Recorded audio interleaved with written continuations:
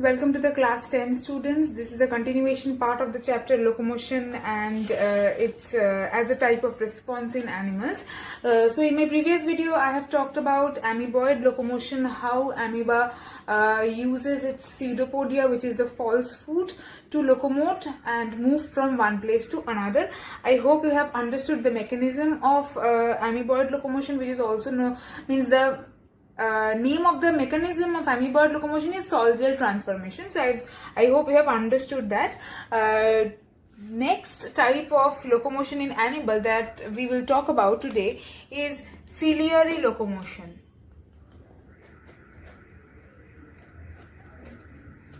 Okay, now what is ciliary locomotion and where is this type of locomotion seen? It is seen in Paramecium. It is a scientific name, Paramecium. Okay, look at your book, page number 71, ciliary locomotion in Paramecium. Paramecium is unicellular aquatic protozoa. So it is unicellular, that means made up of one cell, aquatic, found in water, protozoa, which is provided with fine hair-like protoplasmic processes called cilia. Now you can see in your book that this is the body of the Paramecium, right? And it has small hair-like projections all over its body, very small fine hair-like projections all over its body. Those hair-like projections are known as cilia, and they act as locomotory organs. Provided with fine hair-like protoplasmic processes called cilia. The cilia is attached with the body of the Paramecium. It moves with the synchronous beating of the cilia. So, suppose this is the body of the cilia, right? And there are much more denser cilia. I am drawing less so that it will save time. Okay, now many more cilia are there throughout the surface of the body. These are fine hair-like protoplasmic projections which help in the locomotion of Paramecium. Now, how do they help? How do they help the Paramecium to locomote? The synchronous beating of the cilia. Synchronous means all at once, all together. So, suppose these are the four adjacent cilia on the body of the suppose these are the four adjacent cilia and this is the body of the Paramecium. So they all move together like this. And with the synchronous beating of the cilia, the Paramecium can locomote from one place to another. Okay, so this is how Paramecium locomotes with the help of cilia. Moving on to the next type of locomotion, which is flagellar locomotion. Now, what is flagellar locomotion? Flagellar locomotion is seen in Euglena.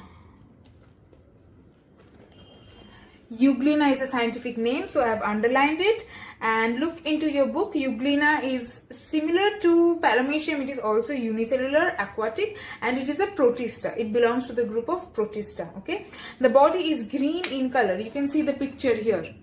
Okay, the body is green in color due to the presence of chloroplast. So it contains chloroplast and thus performs photosynthesis, and thus they are autotrophic. Okay, due to the presence of chloroplast, their body is green in color. Euglena contains one pair of flagella. So this is the body of Euglena. It has one pair of flagella, one long. One pair means two, so one long and one short. And see in your book, it contains one pair of flagella, one long and another short. Flagella is whip-like structure. Whip-like means a long belt-like thing connected with the body. Euglena can swim from one place to another with the beating of the flagella. So, similar to the cilia in Paramecium, they all beat together like this, synchronous beating with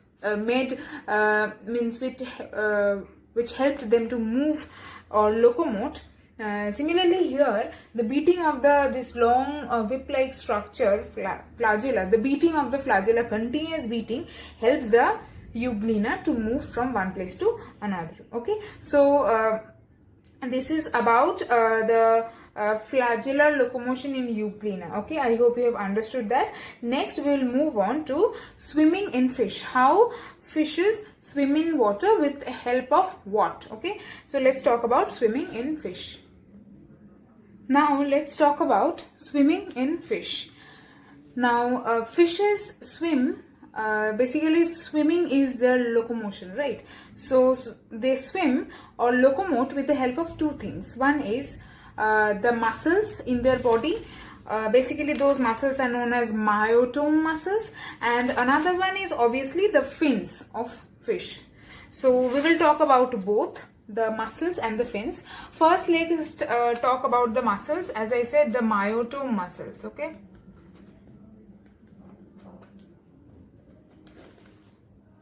now these myotome muscles are basically V-shaped muscles present within the body of the fish, and they are arranged segmentally on each side of the flexible vertebral column. So fish have the vertebral column, the middle bone-like structure that we all see inside each fish, right? So on both sides, these myotome muscles, which are V-shaped muscles, they are arranged in segments on both sides of the flexible vertebral column. And what happens? The contraction and relaxation of the myotome muscles. So we all know that the muscles, their main the way their muscles work is by contraction and relaxation. So these muscles also, they contract and relax. And the contraction and relaxation of the myotome muscles on each side causes lateral undulation and propulsion of the body. Lateral undulation means they move on the sides, and propulsion means to move forward. So how do they move forward and move on both the sides? By the contraction and the relaxation of the lateral muscles. So when the muscles of the left side contract, those on the right side will relax. So suppose these are the left muscles and these are the right muscles. So if these muscles contract, they will relax, and the body of the fish will bend on the left side. Okay. Similarly, vice versa, what will happen if these muscles contract and they relax, the body of the fish will move on this side. Okay. And this is how the body of the fish moves. Okay, so I hope it is clear to you all how myotome muscles help in the locomotion of fish. Moving on to the fins of fish. Now there are two types of fins that are present in the fish's body, paired and unpaired fins. Let's write the name of the paired fins here and the unpaired fins here. Okay, so what are the paired fins? Look at the book. Fins are the appendages. Appendages means organs or limbs on the body of fish. The fins are membranous extension of the skin and are supported by fin rays. There are altogether 7 fins present in each fish. So combining both paired and unpaired, in total there are 7 fins, and 2 paired and 3 unpaired. 2 paired means each paired fin will have 2, that means 2 into 2, 4 fins here, and here 3. 4 plus 3, 7. Altogether fins are present. So what are the paired fins? Pectoral. Number 1, pectoral. And number 2, pelvic. Pectoral and pelvic, these are the 2 paired fins that are present within the fish's body. That means 2 pectoral fins and 2 pelvic fins. And coming to the unpaired fins, what are they? Number 1, caudal fin, also known as the anal fin. Number 2, caudal, also known as the tail fin. Number 2 is the anal fin. And number 3 is the dorsal fin. Okay, so the other name of caudal is tail. That means at the end, the fin that is seen, that is known as the caudal fin or the tail fin, anal fin, and the dorsal fin. So these are the 7 fins that are found in the fish's body. We will talk about their location and function in the next video. I hope you have understood till this much. Okay, thank you.